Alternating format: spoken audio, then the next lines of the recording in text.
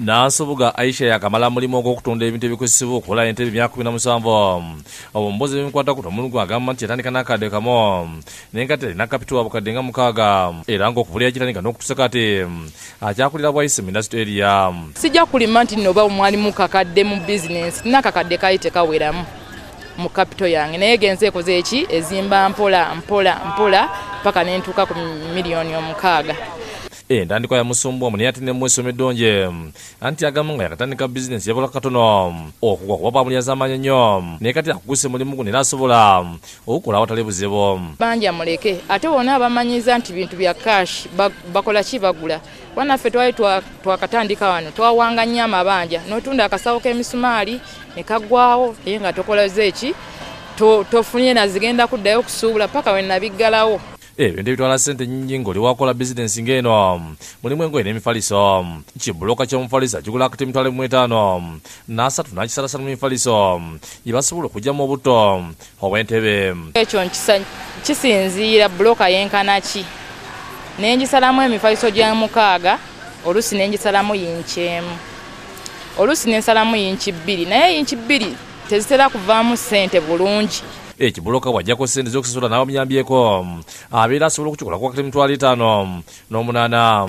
Emifaliso egyo bwe mmala ogisala nenzigyamu ssente zange olusi nenzigyamu nenfunako nentwala ku mashini waaka ne bakinsalira bwe bamala okinsalira nendeeta nenkola ki nentunda olusi buloka nengiryako emitwalo 5 olusi nengiryako emitwalo 8.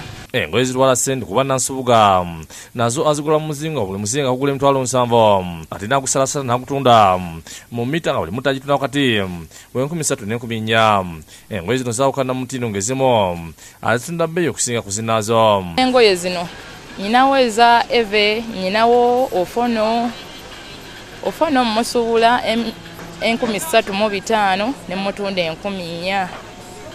Eve ne musuubula nusu 9 ne mutunda 1,000.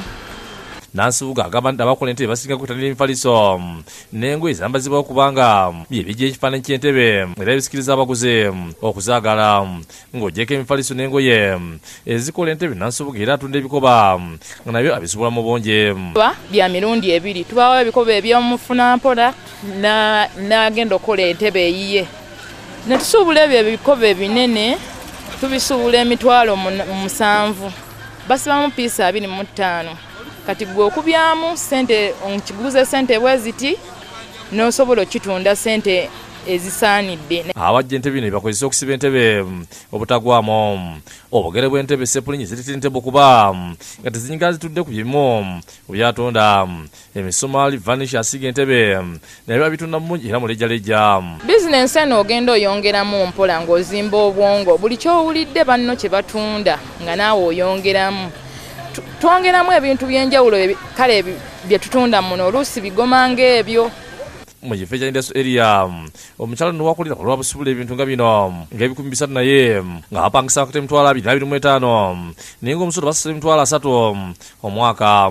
Mu mwezi ono asobola okukula wakati w'akadde kamu n'ekitundu okutuuka ku 2 ng'aggyeko byonna byakozesa. Ki kontayina wano mpangisa emitwalo 2 omusolo ompa mitwalo nga 3. Awadde amagezi abaagala okutandika omulimu guno okuwala okugwa mu nsobi nga egi agwa mu yoga byennya amabanja obutesiga abantu botamanyi nnyo nga ne babuloka mwebali. Leka kwesiga kasitoma olw'okuba azze n'agula ebintu bingi kyawo n'ajja kumpa ssente ate abo be basingira ddala n'obubbi. Geoffrey Lubega yakusakidde eggulu eno ku lwa Bukedde TV agafuna.